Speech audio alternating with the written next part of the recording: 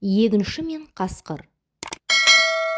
Бір қасқыр тамақ іздеп келе жатып, құрулы тұрған қақпанға түсіп қалады.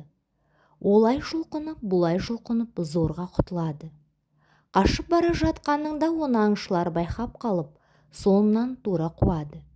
Қасқыр сасқалақтап бір егіншіге келіп жайын айтады. Қайтсең де мені құтқар, жақсылығыңды еш ұмытпаспын, мені қабына салып жасыра тұр дейді.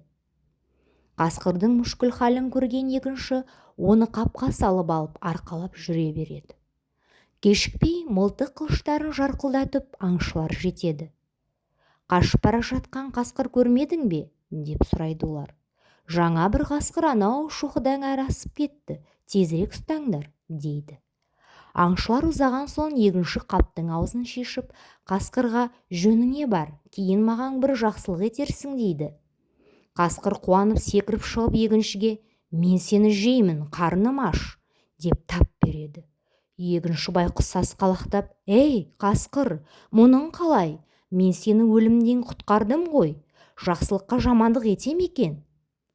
Олай болса, төрелігін біреуден сұрайық, қайсымыздікі жөн екен, дейді.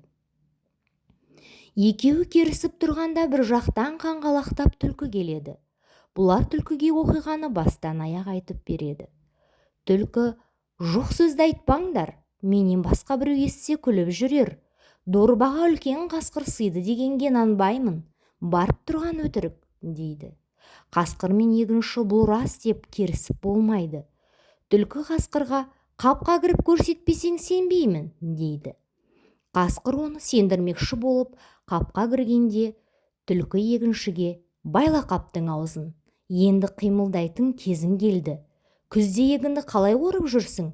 Кәне көрсетші маған, дейді. Егінші құралын алып қасқырды ұра бастайды.